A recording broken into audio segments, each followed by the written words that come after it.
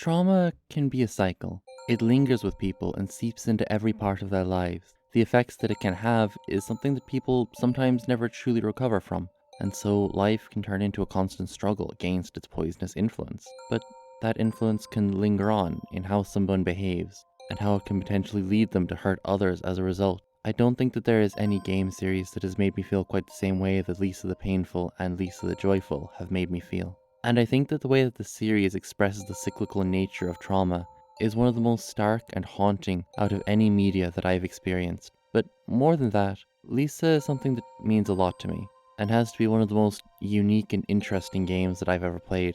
One moment it feels like a goofy romp around an insane wasteland, and the next like a deeply upsetting story about broken people trying to pick up the fractured pieces of their lives. And honestly, both the painful and the joyful come together to make some of my favorite games in existence. And I wanted to talk about that, and how these games deal with expressing generational trauma, and the difficult, painful struggle of trying to overcome that, and the hope of recovery, no matter how faint it seems. I wanted to explain what it is about these games that mean so much to me, and how beautiful their story manages to be.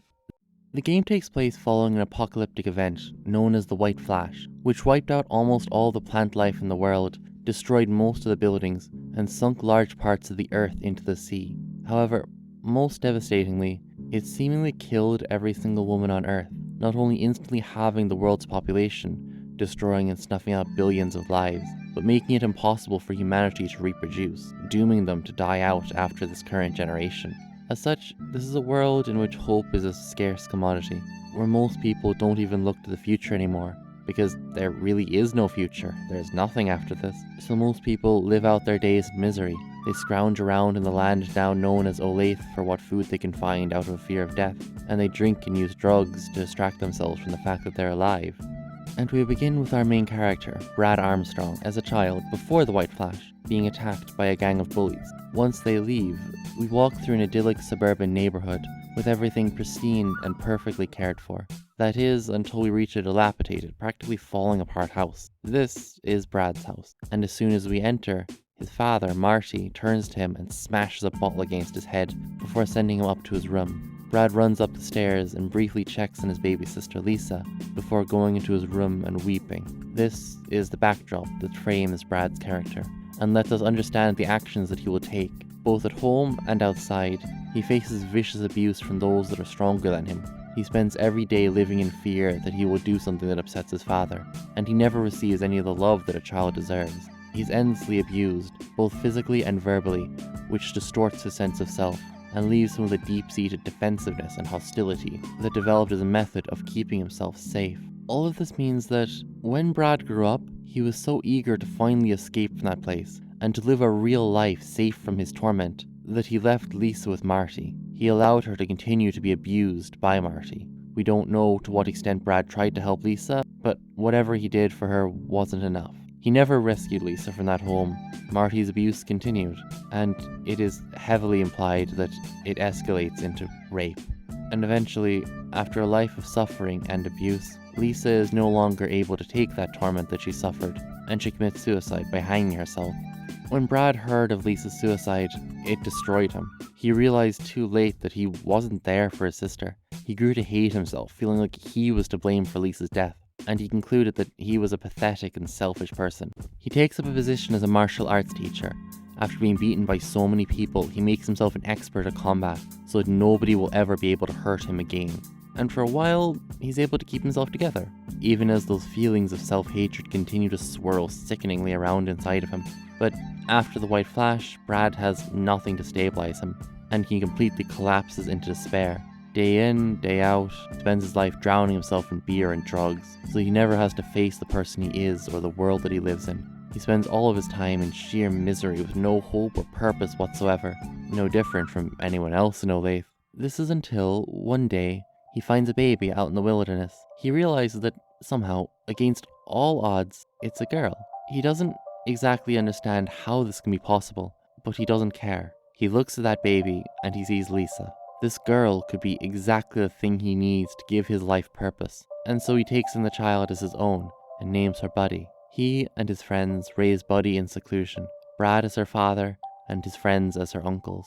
As the last girl on Earth, Buddy is in constant and extreme danger of being kidnapped and sexually abused, so they make completely certain that Buddy is secure at all costs. Brad sees Buddy not just as Buddy, but as the thing that will give meaning to his life, the thing that will make him happy, and most importantly, as his second chance to save Lisa. He's lived in the shame of his failure to act the first time, and he refuses to let it happen again, even though he loves Buddy dearly. There is an underlying selfishness in those feelings. He loves her partially because she makes him able to forgive himself. He needs Buddy so that he will know that he's protecting someone, so he will know that he's become better. For a time, he is a genuinely good father. He takes care of her as best as he's able to, but he soon finds out that that's not enough. The depression is still there, the memory is still there, Lisa is still there, casting a shadow over his life. Buddy's presence only papered over these issues, and throughout the years, Brad falls back into his sadness and his self-destructive ways of coping. This time though, he turns to a very specific drug, known as joy. Joy is a drug that makes the user feel nothing. No happiness, but also no pain, just complete numbness to the world. And it is extremely popular in the wastes of Olathe. Joy, in my opinion, is symbolic for a quick release from trauma and pain. It's good to have some escapes, but joy sucks you in with how addictive its escape is, and you become reliant on it, to the point that you are no longer able to face your problems. And given how rare of a commodity happiness is in the wasteland, many people decide that sacrificing happiness in exchange for an escape from sadness is a trade worth making. But there is a consequence to taking joy. If you take it for a long enough period of time, you will eventually distort and become a joy mutant. These are elongated, freakish creatures who have lost any kind of human intelligence and now exist only on an instinctual basis to feed the deepest desires of the people that they once were. Again, this feels like a metaphor for how the unhealthy ways the people have coped with their trauma have left them as shells of their former selves, and how they lived their lives twisting their minds around the joy drug until it took complete control over them. And this is what Brad has been taking for years now, leaving him teetering over on the edge of falling into total madness. Because he was often high on this drug, Brad entered long periods of being completely neglectful to Buddy's needs. On top of that, he was extremely strict and cold at many times. Other times, he was angry and yelled at Buddy for asking only innocent questions. The abuse that he suffered left him unable to handle his emotions, so he perpetuated the cycle of abuse. Brad was once the abused child, and because of the scars that left him with, he hurts Buddy. As much as he's tried to run away from the impact that Marty's abuse has left on him, it catches up with him eventually. The drink, the drugs, to an extent even Buddy, they're all distractions so that he doesn't have to think about what he's been through, and the blame he bears for Lisa's suicide. But Buddy's trauma doesn't end at neglect. As mentioned before, this world is full of some really horrible and dangerous people who would not hesitate to abuse Buddy if they got the chance. As such, Brad's insistence that Buddy stay away from everything outside the house is entirely understandable. But still, being a young kid cooped up inside with a father who is often numb from drugs or has drunk himself into a stupor, or is yelling for no reason, that takes a deep toll on Buddy's psyche. As well as this is how Brad trains Buddy in self-defense. He ties a man up in the house and forces Buddy to slash his throat so as to become desensitized to killing another human being. And apart from just being awfully unfair to the poor fellow who's been tied up, can you imagine what Buddy, a child, is thinking while her dad is making her commit a murder for no reason that she can yet conceive of? Imagine the trauma that would induce, and how it would completely kneecap your ability to feel empathy for your fellow humans. But again, if Buddy's to survive in the wasteland, desensitizing her makes sense, despite Brad's method being incredibly cruel. But it's still highly traumatic, and still fills Buddy with fear of her father. When this fear is combined with how neglectful he often is, it makes Buddy's life with Brad deeply unhappy, especially when Brad grows controlling and paranoid, trying to isolate her from her uncles when they bring up any aspect of Brad's shameful past. In trying to cut himself off from who he used to be, he remains the same person. And with limited access to her uncles, Buddy struggles to have any kind of stable emotional presence in her life. Now, I do want to emphasize that Brad was nothing like Marty. Brad genuinely loves Buddy, and he tried, falteringly, to be a good father, but he was abusive towards her. And this leads Buddy to grow incredibly resentful of Brad, who she sees as having hurt her over and over again, and as having restricted her freedom for years. And our actual gameplay begins when Brad returns home from a bender to find his home covered in blood, and one of his friends bleeding to death. With his last breath, said friend says that Buddy has been taken, and just like that, the one person who had kept him together, is gone. But with that comes a chance to be the hero that he never could be to Lisa, to do whatever is in his power to save Buddy and redeem himself for his past failures. Then maybe everything will be okay, and he can stop feeling all these awful emotions. We can see how Brad is split in his motivations between a genuine desire to save his daughter, but the fact that he's also using this as an opportunity for himself. Protecting Buddy is his identity, and he will do anything to cling on to that. Otherwise, he will be, in his mind, just the waste of a human who's only failed to save those that he loves. Now, Brad is entirely justified in going after Buddy. Like, there is no doubt that trying to save his daughter is the morally correct thing to do. So at the beginning, his actions aren't the issue. It's his underlying partial motivations that are cause for concern. Despite having mistreated his second chance to care for someone, he's still grasping at the hope of true redemption. But for now, Brad is stuck blindly journeying through the region of Olathe in search of anything that links back to Buddy. It's a harrowing experience for the characters, and sometimes for the player as well. The difficulty is noticeable right from the beginning, with most enemies having high damage output and the ability to inflict status conditions, making many fights feel like struggles for survival rather than easy victories. At the same time, the game's currency and healing items are always scarce, making every use of healing items or liquor feel like a sacrifice on its own. Things usually are not low enough that you'll actually risk running out of your items completely, but it's always low enough to keep you anxiously questioning how much damage you can take until you need to heal up again. Though this is usually a fun challenge for the player, for the characters, it just emphasizes what a desperate struggle it is to survive in this environment. And the thing that hit me the hardest is the disposability of everything in the game. The game has a large pool of characters that can join you, as well as many items that, due to the game's difficulty, you will need in order to survive the harder encounters. And what's especially interesting is how easily you can lose everything in this game. Multiple times throughout the game, you'll be stopped and forced to make a choice between each of your items, the life of a random party member, or Brad's arms themselves. Or potentially, a party member might be stolen away from you and potentially murdered, or decapitated in an instant kill attack.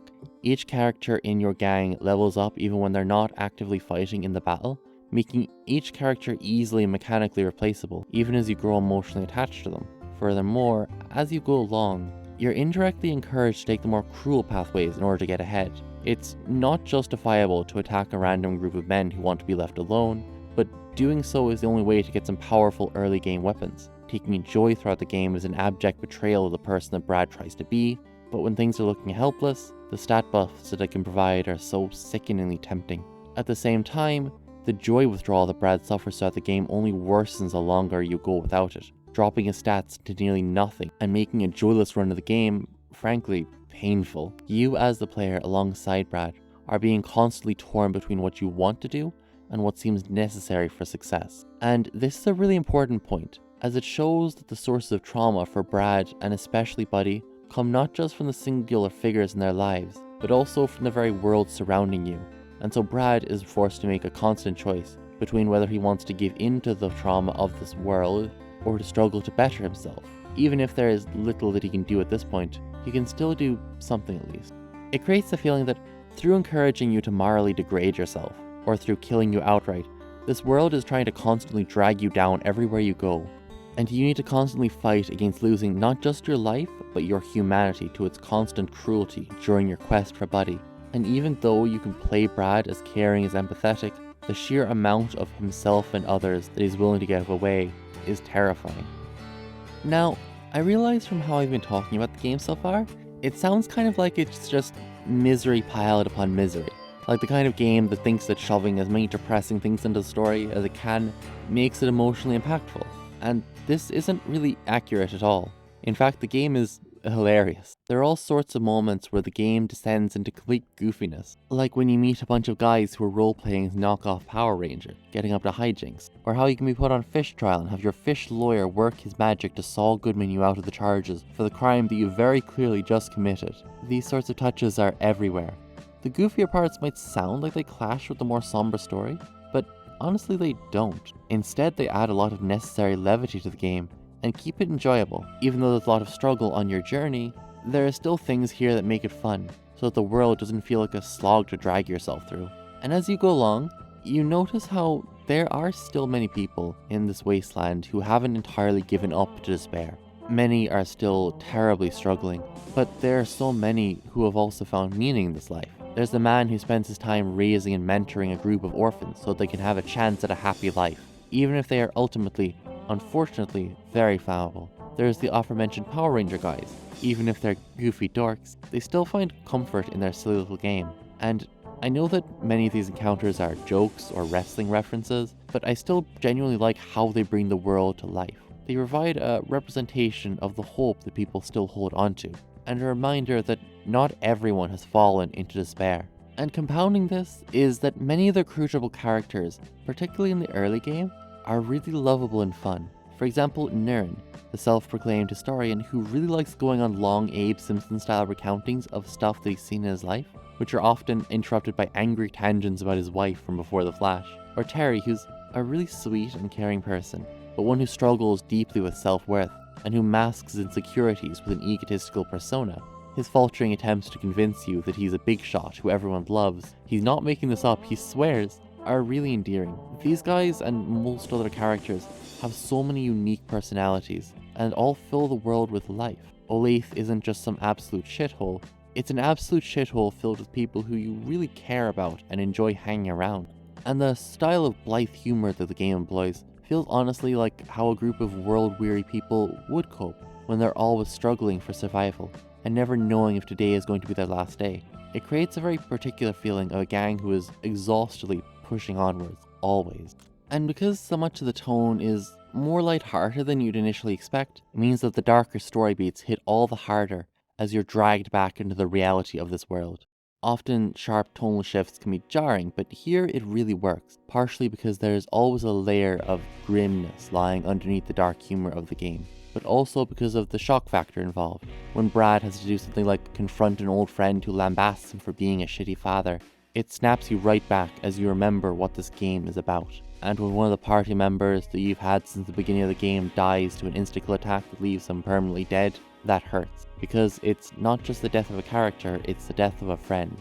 And it gets especially interesting as things progress, because, as this particular comment noted, many of the people you meet in the early game are genuinely attached to Brad, whereas many of the more powerful characters that you meet in the late game don't have strong friendships built with him. And from this, I kind of noticed that because of the difficulty of the game, it encourages you to swap out those early guys for the late game characters. As well as that, you'll be more likely to lose the people who you've known for a long time, because there's a higher chance of them being hit with a permadeath attack or any of the other things that can kill them off forever. Once again, the world tries to strip you of all the people in the game who you value and who value Brad. It's a really stark representation of Brad's slow, desperate sacrifice of everything remaining in his life in order to cling on to the hope of saving Buddy. And at the same time, depending on which characters you befriend, they can have their lives genuinely improved and imbued with new meaning. In the endgame, many of the characters refer to Brad as a friend, and are heartbroken to say goodbye to him. In a place as purposeless as Olathe, finding a group to give them support and companionship is something that can make all the difference for people. This is shown by far the most strongly in your oldest companion, Terry Hintz, who tells you that being with Brad the last few weeks has made him feel like somebody for the first time in his life, how he finally found purpose in people who he truly felt alive around. Brad too, over the course of the game, ends up losing almost all of his past. Right at the start, he loses Buddy, and as the game goes along, we see the deaths of his old childhood bullies, the remnants of his old friends, and near the end, we even get to kill Marty. This means that by the final confrontation, for better or worse, he's been separated from almost everyone who defined him throughout his life. Throughout the game, Brad is caught between giving up and losing so much of who he was, but also potentially gaining a whole new purpose through the people who he finds himself with. Depending on how you play, the game can either feel like Brad creating a new group of friends who support one another in struggling against the harshest conditions that there are, with Brad being willing to give up his own arm and his supplies for the safety of his friends, or it can feel like a bloody downward spiral of vicious violence and betrayal, as Brad destroys the lives of countless people in his quest that is in part motivated by an attempt to redeem himself in his own mind. As much as the game is about Brad's quest to get Buddy back, I can't help but feel that it's also an uphill struggle that Brad is having throughout the game to be a better person than he was, and with him having the capacity to hold firm or fall farther. Almost like fighting against trauma and addiction is in the real world. when it's a battle just to stay away from acting in the same ways that hurt you and those around you, especially when the constant allure of joy and all the other destructive behaviors are so difficult to ignore. At the same time, he's hardly a saint, and he falters in sometimes unforgivable ways. Even on the most morally perfect playthrough, he still commits terrible atrocities like the construction site rampage or murdering people like Bloodiest Wolf and Wally. Anything that impedes his quest is where he slips again into violence against innocent people. No matter how much you steer him in the right direction, you cannot get around that. You can't fundamentally change him. You can only encourage him to be a better person in certain ways. By this point, the life of trauma and regret that he's lived over the last 50 years has locked him into his path of action. But it's okay, because saving Buddy will make it all worth it, right? But as we find out later in the game, Buddy wasn't kidnapped in the first place. Instead, she was taken by Brad's friends to a man named Rando, who we'll get into soon, and Rando has promised them all safety in his territory. Brad's friends took her there because of Brad's abuse and neglect, and because Brad wanted to keep her all to himself. When Brad finds this out, he continues onwards, battling through hordes of people to get to Buddy. And again, this is due to not trusting anyone to care for Buddy other than himself, which is entirely understandable. He should be scared for her well-being. But again, this remains his quest to save Lisa. His motivations are still split between his love for Buddy and his need to use Buddy to help alleviate his own guilt. And even as many of his actions are understandable for most of the game, we will start to see him growing more and more desperate. But before we go any further, it's important to ask, why would they bring her to Rando? What makes him trustworthy? We meet Rando halfway through the game, in a great character establishing moment, where you crash your motorcycle into him, and the sheer sturdiness of his body causes the motorcycle to implode upon impact. You're on the ground, next to a truck filled with the corpses of people who had attacked Rando just before this, thinking that you're about to be murdered in 15 different ways all at the same time, when Rando comes up to you and gives you food to make up for breaking your bike, before quietly walking away, strangely with tears in his eyes. It's so good at showing how Rando is both absolutely terrifying and immensely powerful, but also kind and thoughtful to an almost ridiculous extent, and the tears upon meeting Brad imply a strange connection between the two. Rando stands as the opposite to Brad. He himself suffered traumatic events throughout his life. He was orphaned at a young age, and as an extremely shy child, he never really connected to anybody. He spent most of his time on the outskirts of other groups, looking longingly in. In particular, he watched in on a martial arts class that was being taught by Brad. One day, Brad took pity on him and allowed him to participate free of charge. Rando, lacking any kind of father figure, grows deeply attached to Brad and even starts to view him as his father. Brad never shares those feelings and only sees Rando as another student. That is, until Buzzo, another student of Brad's who is close to Lisa, decides to take revenge on Brad by destroying his dojo. And when Rando tries to stop him, Buzzo mutilates his face to the point where he's left unrecognizable. And when Brad returned to see Rando, he knew that he bore part of the responsibility for what happened, and he couldn't handle it, so he blocked Rando out and ran away again. The man who Rando had looked up to as a father couldn't even look him in the face anymore. Yet, despite what Rando has been through, he didn't give up when the world ended. He was able to push through what he had suffered and look to the future. He used his terrifying appearance and strength to gather other soldiers to his cause, and with them, attempts to bring peace and stability to what's left of Olathe. And once Rando heard that there was a girl out in the wasteland, he immediately went searching for her, so that he can give the girl protection from those who would harm her, and so that she could grow up in a healthy environment before, if she so decided, having children with which to repopulate the earth. There's an almost ideological rift between Brad and Rando. Rando sees Buddy as an opportunity to save humanity. To him, she is the last chance for mankind to repopulate the world. His view is that humanity deserves another chance to live and to thrive, to overcome the mistakes of the past. But to Brad, well, what has humanity ever done to deserve that? Brad has lived his whole life being maltreated by others around him, and even the people who he did care for have either betrayed him or died. In Brad's mind, it's not his concern for humanity to continue on, not after all the pain they've brought him. All that matters to him is the one that gives his life purpose. All that matters is Buddy, and he will not let anything get between Buddy and him. I think Rando represents the ability of victims to overcome the trauma that they've been through. Rando's life has been filled with despair, just like how Brad's has. Not to the same extent, but things have been extremely difficult for him. Despite that, Rando never gave up. He's one of the only major characters to have never used joy, to have never engaged in those coping mechanisms. He held on to the dream of saving humanity, or at least to bring a bit of happiness to Olathe. We can tell that his trauma still affects him, but he's put in the effort not to let it take over, where Brad is the pessimistic picture of someone who can never overcome their abuse. Rando is the optimistic reminder that, despite the struggle, it is possible. The dichotomy does, however, not seem so clear-cut. After all, as discussed earlier, Brad can take steps to leave behind his drug addiction and his violent tendencies. He can build a community of people who he cares about and who care about him in return, which is exactly what makes it so painful when Brad, having constructed a ship to follow after Buddy, abandons his party as they sleep.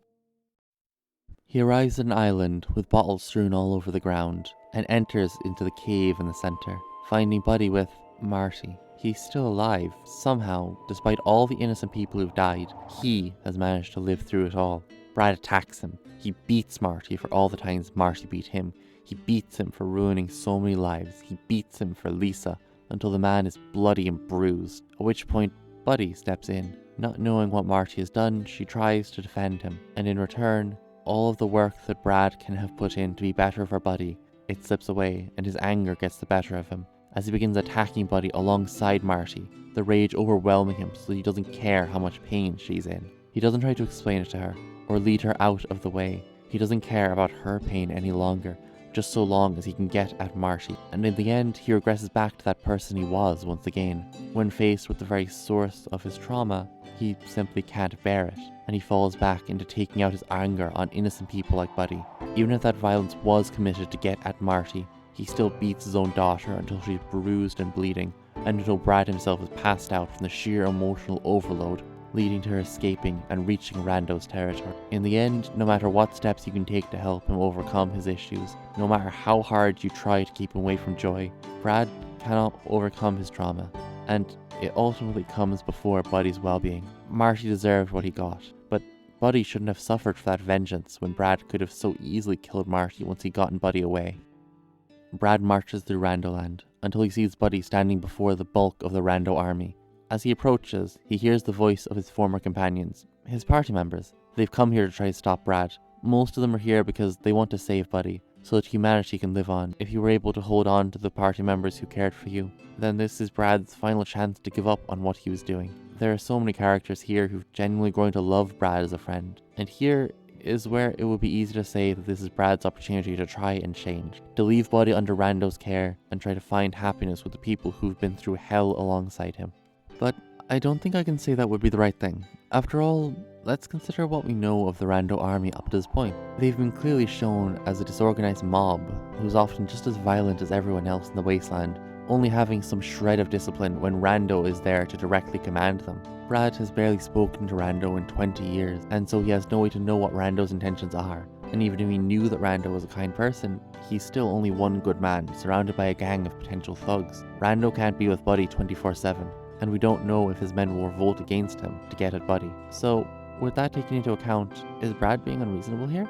I cannot confidently say that he is. At the same time, in a way, at this point, his goal is already hopeless. Now that word has gotten out about Buddy, there's no way for Brad to keep her safe. Even if he does defeat the Rando army, the entire world is going to be coming after him. As such, Brad is sadly deluded if he thinks that everything can just go back to normal, and that he and Buddy can be happy after all of this. And it's here where it becomes most apparent that Brad was already doomed from the start. He's had years and years, so many opportunities to be a better father for Buddy, but every time he tries, he lapses back into addiction before trying to isolate Buddy and berate her for even trying to connect to anyone else. Every time he tries to change, he falters. This campaign and all the progress you can make in helping Brad to support others is just a form of what he's been doing all of Buddy's life, struggling to break the cycle of trauma and abuse before finally, tragically, failing. We saw this when he attacked her at Marty's island, and we see it now when Brad still seems adamant on keeping Buddy locked up with him for the rest of her life, like she's some kind of pet. And so, understandable as the actions he's about to commit are, they're already destined for failure. Brad has had so many chances, and a grand show of his love in these final battles cannot change anything in the end. His actions here mark his last descent into delusion, because they're ultimately hopeless, but Brad cannot accept them as such, and so he turns to his friends and begins to slaughter them. You have to play out the fight, as their attacks fail to kill you, and you slowly break each of them down until they die one by one as they cry while realizing there is nothing that they can do. Brad turns to the rest of the Rando army and says, "I've been dead for 35 years. Today is the day I live." You begin the fight. As a man with truly nothing left to lose, Brad packs every bit of pain and desperation into his attacks. But there's something more than that. The joy that Brad has been taking starts to transform him into a joy mutant. Joy is the physical representation of unhealthy coping mechanisms, and becoming a joy mutant represents literally losing who you are to that coping mechanism. And from this, we can extrapolate that even though Brad loves Buddy dearly, he's also doing this because she's the only thing that makes him feel human. The only thing that makes him feel like he's worth anything at all. And a significant part of Brad is motivated by trying to redeem himself for what happened to Lisa. And in order to deal with the abuse and the tragedy, he truly gives himself over to the addiction. The battle plays out in a horrifying red haze as Brad beats and carves his way through the enemy, all while the soldiers grow more and more afraid of the monster that you are becoming, until all that's left is you facing Rando, with Buddy cowering away. Rando pleads one last time, but you're far past the point of no return. Rando puts all his might into fighting you, but it's no use. You slowly overpower him. You fight more and more, as both of you grow exhausted and break down. Rando's mask cracks and shatters, and Brad is forced to see the son he never cared for. Rando is sobbing. He knows by now that he cannot win, yet he fights nonetheless, and as Brad beats Rando unconscious, he turns to Buddy. He approaches her. He's won, so now everything can go back to normal, and he can be the hero that he never was. He struggles on each and every agonizing step, and once he reaches Buddy, he tells her that he did what he did in order to protect her. But she retorts that he can't start being a father now, that she wants nothing to do with him, and that he's done more harm to her than anyone else. The final scene of the game is Brad asking Buddy to hug him. Brad loved Buddy, but he also used her so much as an emotional crutch, and now he's powerless, and all he can do is beg for some comfort. Here, in his dying moments, he truly knows that nothing can be the same, but he still tries one last time to ask for some kind of comfort. If Buddy hugs him, then we're left with just such an empty feeling scene. Brad tries to relive the loving hugs that he and his daughter once shared, and Buddy is just acting out the affection that she doesn't know if she feels anymore. Then Brad Armstrong mutates into a joy mutant, and he, at least the part of him that is human, dies. Brad was a deeply flawed man who was never able to break away from his trauma, and who tried to fill his life with meaning, to run away from that trauma. But every step only brings more pain, and through the story and the mechanics, you feel that pain. At first, it seems that he's undoubtedly correct, but as we continue, it dawns on us how much his journey has been driven by his desires. Depending on how you play it, the entire game can feel like someone trying to break free of their trauma, and all the ways that trauma has controlled their life. But ultimately, trauma is a difficult, poisonous thing that's so daunting to overcome. It could never be so simple. And one heroic journey doesn't change everything else. We see Brad not as an evil person, but as a person driven to the depths of desperation by what he has suffered. And finally, it kills him. But at the same time, as much as his desires help motivate him, he did truly love Buddy. Through all his flaws, he did go through hell for her. And so the ending where everyone is left broken and hurt, well, it's rather bleak. But with that bleakness, there is optimism. Maybe it was too late for Brad, but there are others. Rando may have been defeated by Brad, but he survived, and he will go on to try to help Buddy. I feel like that does speak to something profound. Like that even though the ability to overcome trauma will be beaten down by all the pain, it can rise again. Even in the most miserable of endings, there's still a pinch of hope. It's in the wake of this that Lisa the Joyful begins. The game centers on Buddy and her violent, self-destructive attempts to understand herself and to carve out her place in this hostile world. Upon beginning the game, the tone is immediately set. First through a battle with a mutated Brad that we only survive because of Buzzo's intervention, and nearly immediately afterwards, we come across a gang led by a man named Bolo. But as they approach, we see Rando. He's survived, and he helps Buddy to escape and hide in a nearby cave. This beginning is really unpleasant because of how much it hammers in how Buddy is not just alone in this world, but how much more dangerous and despicable this world has become now that you're playing as her. Brad's world was far from a safe place, but Buddy has to contend with people who would never dream of going after Brad or wouldn't care about fighting him, now targeting her just because of who she is. And it makes the world feel like a hostile place on a whole nother level, and makes Buddy feel so isolated, because even the people who say that they're her allies seem to be using her. You notice that everyone around you has slotted Buddy into their own idea of what she ought to be. The way everyone talks about her, she's either presented as Brad's second chance or as the future of humanity. Even her uncles who watched her grow up, all they have to say about her is that she's humanity's second chance. Even in the dichotomy that I presented before between Rando and Brad, in the end the effects on Buddy would be similar. She'd still be locked in some building, unable to get any kind of freedom because leaving would put her at a constant risk of being assaulted. And all her life she's been locked away and controlled by the whims of a deeply mentally damaged man. She's felt like a puppet, powerless and weak, only existing because of the protection of someone who's neglectful and unstable. So, imagine how she feels when Rando brings her into his compound, and Buddy watches as he faints from exhaustion, before 4 men step out, telling her to come with them. And when she resists and tries to keep them away, they overpower her and tie her up, all while telling her that they're doing what's best for her. She's held like this for days, with even one of the men trying to attack her before being killed. It's everything that people have always been trying to do, keeping her locked away, telling her what's best for her, even as they hurt her. And so, when she slips through the ropes, she attacks the remaining men, before Rando crawls into the room, still grievously wounded from his battle with Brad. He meant for her to stay at this fort, but he's horrified to find out about what his men did to her. And so, when Buddy asks Rando if he knew these men, he lies and says that he has no idea who they are. Yet, even still, this seems to have been the final straw for her. Everywhere she goes, it's the same thing. So long as she's vulnerable in any way, she'll be attacked and taken advantage of.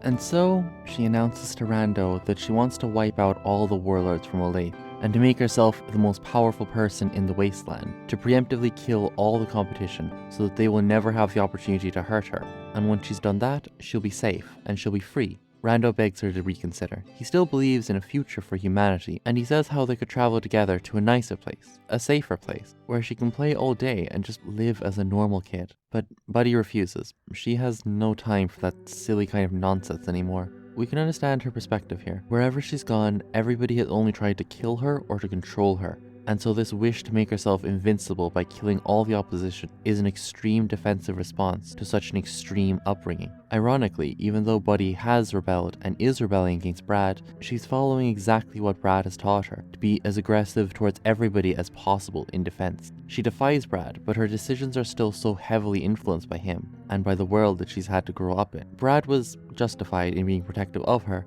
but we've already seen how that crossed into being paranoid and controlling. So as a response to that, Buddy is determined to never be reliant on another, and to become powerful enough so that everyone will have to bow to her. And so then finally, she'll have control over her own life. And with so many years of trauma, Rando's offer of some isolated place in the middle of nowhere, where they'll have to hope that nobody finds them, could never be acceptable.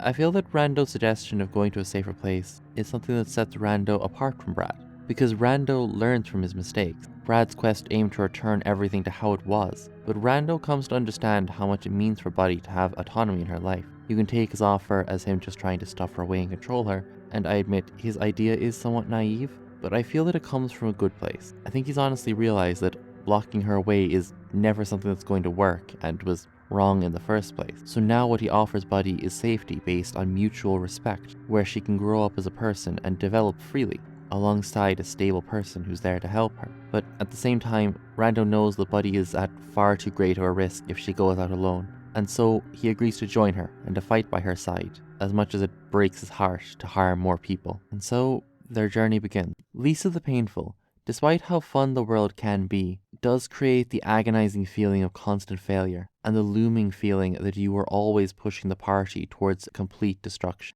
Whereas the Joyful feels a lot faster. Rather than an exhausted old man grasping his last chance to really live, you're playing as a younger, more energetic character, filled with a desire to seize power for the first time in her life. And this dichotomy is shown in the gameplay. On the overworld, Buddy sprints far faster than Brad's lumbering walk, and is able to jump larger pits that Brad would never have been able to, making traversing the landscape feel actually exciting as you race towards your next objective. Combined with this is the fact that areas are, on average, far shorter than the Painful, letting you breeze through areas on a constant high from your string of victories. And the gameplay experience feels rather different too. You don't have to worry about managing large parties, or the kidnappings of your men, or with the lingering effects of joy withdrawal, or the spontaneous loads of torment that are dumped on Brad out of nowhere. things simply go much more smoothly.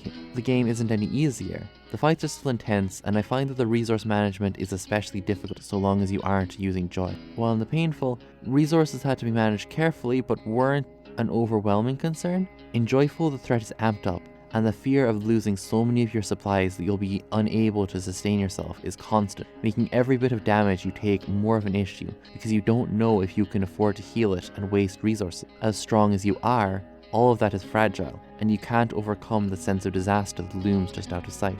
All of this is compounded by the battle system. While in Painful you commanded a varied set of allies with unique abilities, and you were required to think up complex strategies in order to achieve victory, in Joyful, due to having only a maximum of 2 characters, the battle system instead focuses on a timed attack from Buddy, which can deal massive damage if pulled off correctly, while Rando acts as a more traditional tank for you in the beginning as you get used to Buddy's new mechanic. It's certainly less interesting overall, but I feel like the shorter and more hectic structure of the game, as well as the story of Buddy fighting against the whole world, wouldn't have allowed for a larger party. As such, this system is a creative way to get around those issues, while also giving Joyful's battles a unique flavor that's separate from Painful's. It brings up a whole new dimension of tension to the fights, helping them to feel all the more like desperate melees and tests of skill as well as strategy. The later fights, particularly Big Lincoln, feel like brutal uphill struggles as you try to cling to whatever damage you can even deal, while your health teeters close to zero and your healing items dwindle. Though the battles aren't complicated, they manage to be, frankly, more fun than the battles in Painful. After all, the end goal isn't getting to Buddy after winning these fights anymore. Winning the fights alone is your goal. As well as this, the low level which you start off with as Buddy means that you're leveling up and getting stronger with nearly every fight that you engage in. It's kind of exhilarating, and really captures the feeling of going on a bloody killing spree. Making things as fun as this puts you in the same headspace as Buddy, because you're both filled with the ecstasy of beating down the next bastard who could pose a threat to you. You feel a lot more energetic, especially compared to the arduous and exhausted death march that Brad struggled on through. The enemies here are always on the defensive, and you are the powerful one. Yet the game never shies away from hammering home how fragile their power is, and how one slip up could lead you to losing everything. And at the start, it's fun. After all, the people who you go after are warlords and their minions who attack you on sight. One of the first warlords you meet is someone named Vega Van Dam, who refers to Buddy as a gift for him, and it can be surmised that his gang would have attacked Buddy if she and Rando hadn't come for them first. He's not the type to make you seriously reflect on the ethics of your actions, but the next two aren't so simple. We don't know much about the second warlord, Lardy Hernandez. However, due to him being a warlord, it's likely that he's not the most pleasant of people. Still though, Rando points out to us that Lardy's ability to protect the roads ensures that a lot of people are given stable supplies of food, and once he's dead, many people will struggle to feed themselves. Yet, it's the third warlord who really brings things into question. Mr. Beautiful, or Thomas as he's also known, is the leader of a pacifist village filled with people who have been able to create a peaceful, happy future for themselves. Buddy has absolutely no justification for attacking these people, because they will absolutely never try to hurt her. All that they want is to make the most out of their lives. But Thomas has a large enough following that he's put on the list, and for that, Buddy makes him a target.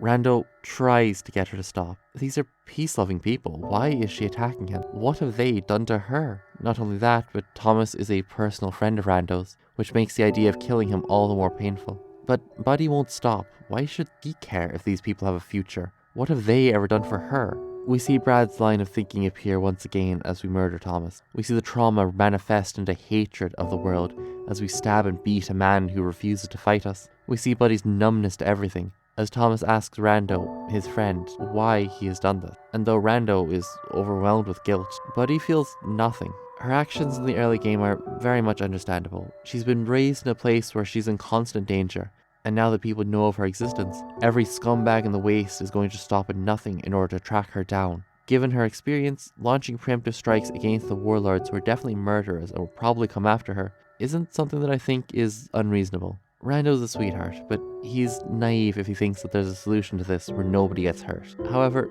killing Thomas is where this falls away. There is blatantly no justification for killing a man who has dedicated his life to peace, and it shows Buddy as leaning into the trauma and the deliberate need for power in order to feel like she's safe. She's been taught by Brad and by this world that any bit of weakness or mercy will only leave you hurt or killed, and so just knowing that there was someone out there other than her with any amount of strength, that was enough for Buddy to want his death. As much as it is about securing her safety, it's also for her to become like the very warlords she kills.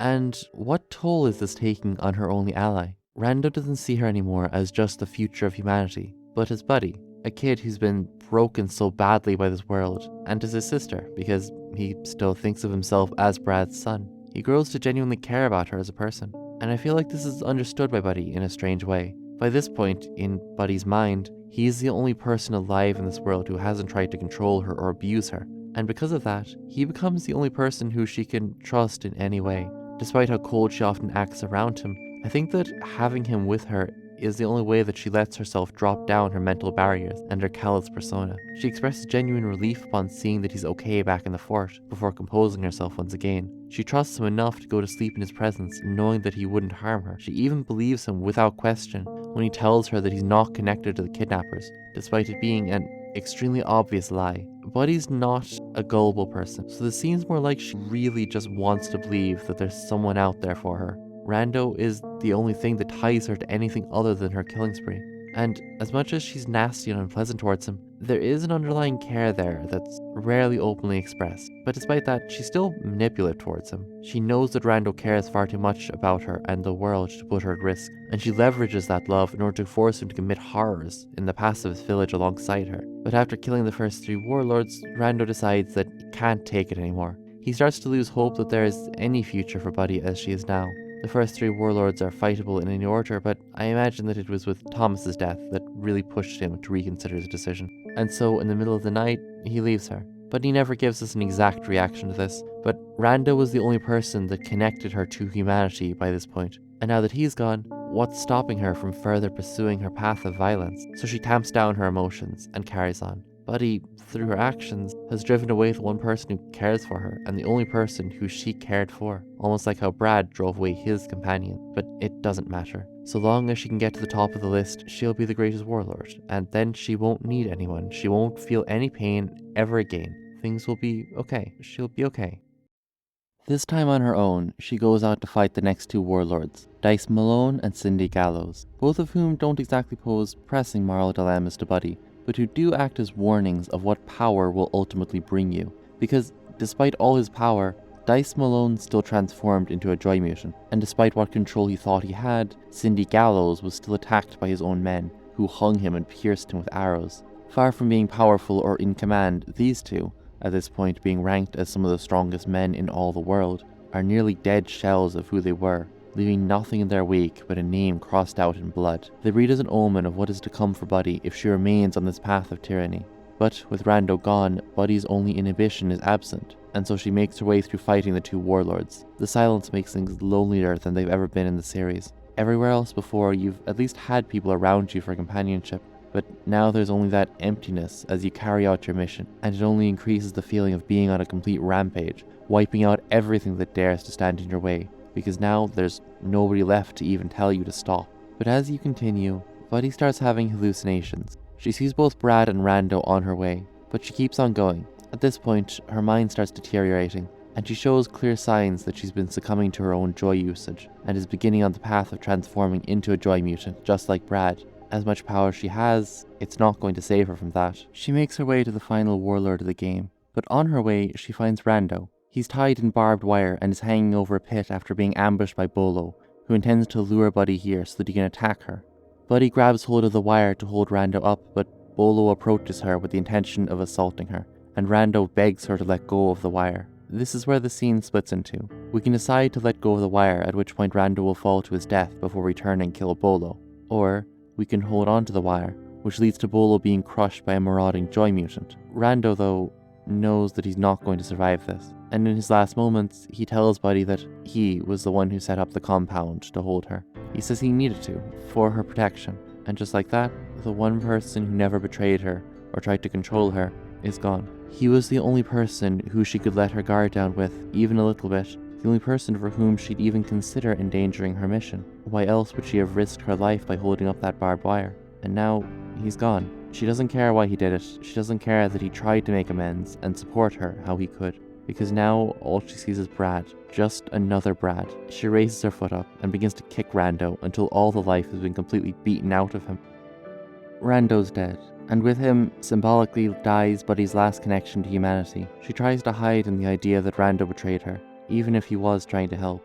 He still did what every other person had done, so she doesn't need to heed his words. He was just one more enemy standing in her way, but she can't truly believe that. She knows Rando cared for her, not just because she could complete his goal of saving humanity, but out of genuine kindness. She doesn't know what to do about that, but she can't back down now, not when she's come so far. She needs the happiness that will come from power. And so, she goes to fight Big Lincoln, this time truly without inhibition. She slaughters his guards and makes her way through a field of graves before ascending up his tower.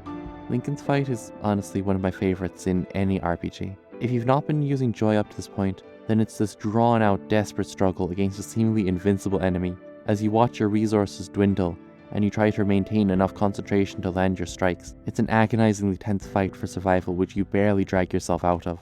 Once again, it puts you right into Buddy's head, as she's way too focused and overwhelmed by adrenaline to concern herself with anything other than the fight. But as Buddy leaves the building, her mission finally completed. It's worth acting who truly was the man we just killed, because the graves that surround Lincoln's tower are not those of the people who he's killed, but the bodies of men who he's retrieved from the wasteland in order to give a respectful burial to. Far from a tyrant like some of the rest, Lincoln and his men seem peaceful, acting with compassion for the dead and only fighting to defend themselves against aggressors. Of course, Buddy couldn't have known this, but it's unlikely at this point that she would care. The graveyard isn't the remnants of those that Lincoln has brutalized. It's a sad reflection on the violence that this world has fallen into. Lincoln didn't try to threaten you. You're the one who barged into his home and slashed him to pieces without thinking for a second if this man was actually even a threat. You're forced to walk back through the only monuments that Buddy is leaving behind, and it's so empty, so lonely. Was this what Rando died for? Even now that he's gone, it's impossible to forget everything that he said and stood for. He was the closest thing to a brother that Buddy ever had, and even though she might try to push his memory away as just another traitor, it's hard not to notice how truly hollow this victory feels. Far from fixing her issues, she feels more lost than ever. Why? All she can do now is wander the wastes, searching for anything that can help her to feel okay. What if Rando had a point? She might have become the most powerful warlord in Olathe, but she still has no power over herself. In attacking people who don't mean her any harm, she's still entirely controlled by her past trauma and the hatred that trauma has instilled in her. Nothing has really changed, but as she's walking, she notices a man playing a trumpet, and when she confronts him, he begins saying things that she doesn't quite understand, before sending a joy mutant after her. Once she makes it past that creature, she finds him sitting on a twisted throne made of other mutants. This man is Yado, and he's a fairly poor overarching villain for the series, just because of how he's barely even been hinted at before he just shows up.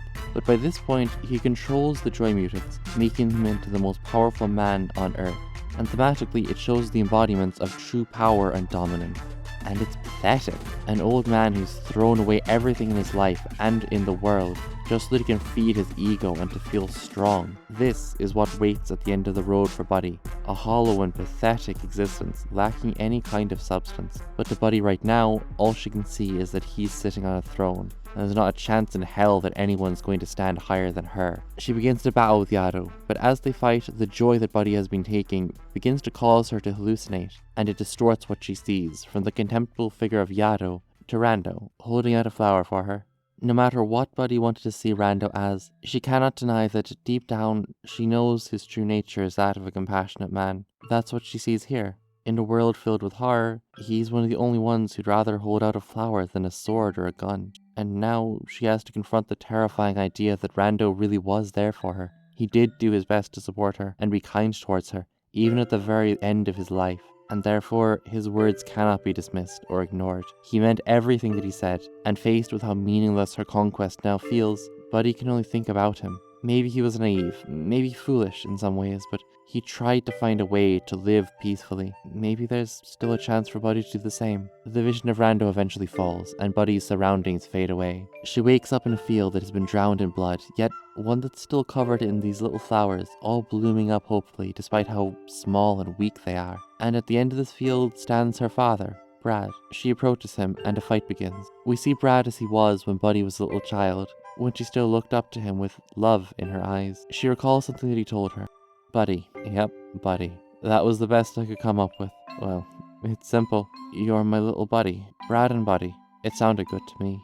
But her view of him shifts to later, when he'd succumbed to his joy addiction. He's not the man that she once knew. He's cold, distant, numb. There's no life or love in him when he gets like this. Like the father she adores is gone, and replaced by this hollow husk who she can only run away from so that she won't have to see the emptiness and lifelessness on his face. He changes again to just after Buddy has tried to have some fun by putting some makeup on him, after she's tried to act like a normal child.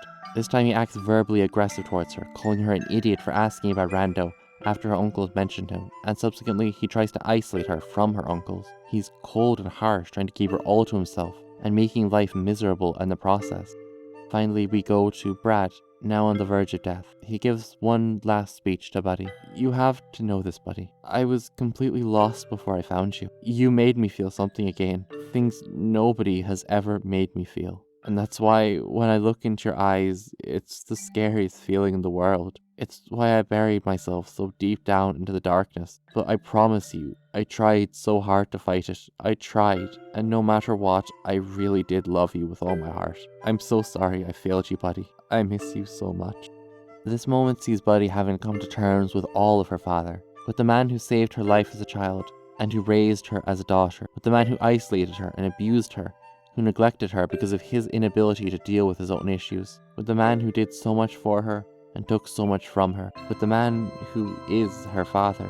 She loves him, she hates him. She's been trying to understand how she feels about him for so long. But here, she confronts him as everything that he was. She's able to see Brad Armstrong, not as a monster, but just as the deeply flawed human that he was. Someone who struggled so much, but in the end did love her, and in a way tried to do what he thought was right for her. And in doing so, I think that she is somewhat able to leave that trauma from him behind. That anger towards the world. A lot of it was aimed towards Brad. A lot of the violence was a reaction to Brad. So here, now that she can see him not as a villain, but as a struggling person, not dissimilar from herself, I think she finally takes a step to overcome his negative influences and leave them all behind. Maybe what Rando said has finally started to sink in, but for the moment, it's just one step.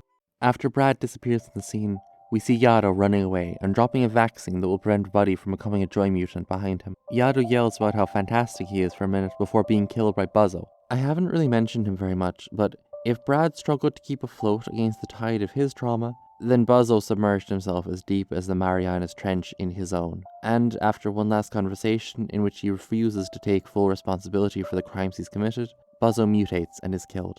Buddy stands over a gorge. She's done it. Absolutely everybody who could stop her is dead. But it feels empty, hollow. Like she had expected to feel okay. She hears something. Rando's voice. He's standing just over the gorge in his full cloak and mask. And behind her is Brad in his mutated form. Buddy doesn't understand why they're there. She got rid of them, didn't she? She carved out a path entirely for herself. So why are these ghosts of the past still haunting her? Why is she still just a terrified child, hiding behind a mask of confidence?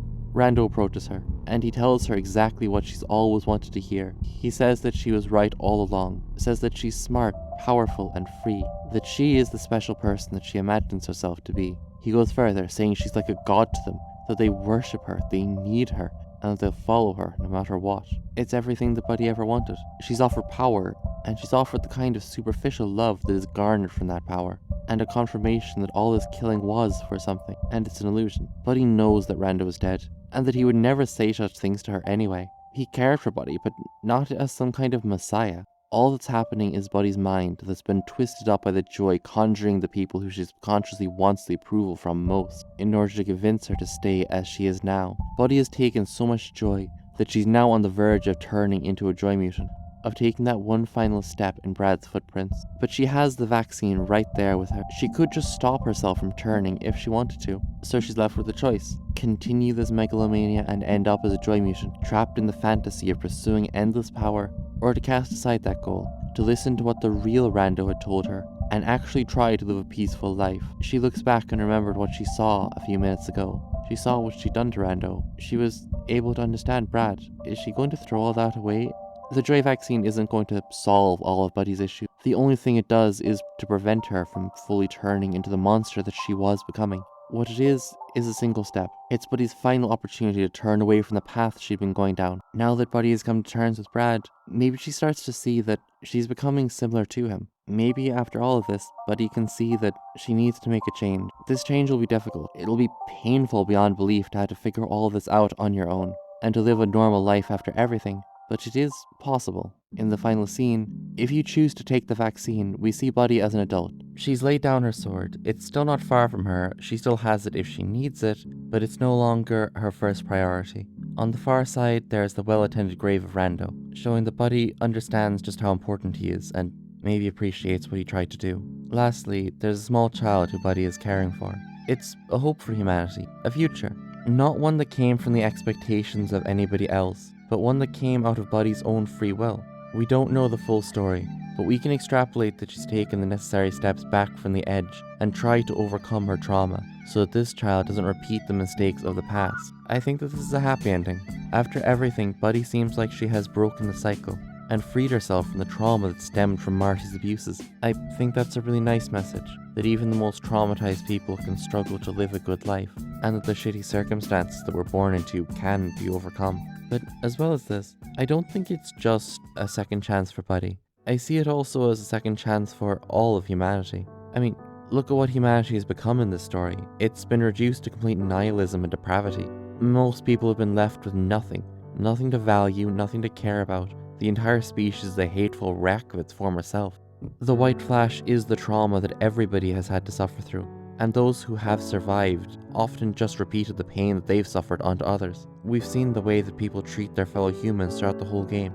We've done it too. The Lisa series is all about the effects of trauma, and that includes the suffering of everybody in the world.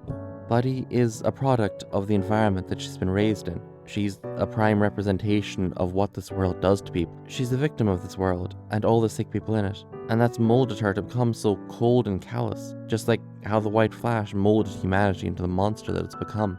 At the same time, there's still so much good left. There are so many people who genuinely want to do some good and to help humanity. There's good in Buddy too. She has many moments where she cares for and tries to help others. My reading of this is that Buddy stands between two sides of humanity. One side are those who give into the trauma, who forget about the future and let the world burn away as the last doomed remnants of mankind rot in depravity. Then there's the other side, represented by people like Rando and Thomas, people who fight on even against impossible odds, just so that the world can be a little better. And that's not to say that they're perfect by any means, but they try. It's really difficult to not let trauma take you over. In a world full of it, most people sink into violence or depression. But as we see in the good ending, hope can win. In most playthroughs it does, because more often than not, the player will make the choice not to let the world die. In overcoming her trauma, Buddy represents a new chapter for humanity. This chance for a broken person to rebuild herself is at the same time, symbolically, a chance for humanity to rebuild this world, with at least some rays of hope cracking through the clouds and shining through the skies. The child as being what saves humanity is something that I view as being symbolic, as it's heavily implied that there are other women out there. Buddy is principally a symbol of what this world can do to a person, but also about how a person can grow. I ultimately think that Lisa the Painful and the Joyful is a long journey of finding hope in the most broken and traumatizing places. As we see with Brad, that hope can sometimes be self-destructive and, well, painful. People don't always get happy endings. Sometimes they push everyone away and fall deeper into their coping mechanisms for their struggles. But as we see in the end, there is genuine hope to be found. Buddy never became someone truly evil like Yado or Bolo. She didn't fall quite to the depths of the lowest people in Olathe. There are many people like her, who aren't without goodness, but who so often resort to violence and aggression first in the world that they've been brought up in. And if Buddy could get some kind of redemption, then I think that there's hope for the next generation of humans. Buddy overcoming her trauma and symbolically ushering in a new generation was just the start. And it's true that horrible things will happen again, and we will all collectively have to fight and suffer to overcome that, but the important thing is that we can overcome it. The ending of Lisa tells us that humanity can defeat even certain extinction, and for such a depressing series, I think that's a really optimistic ending.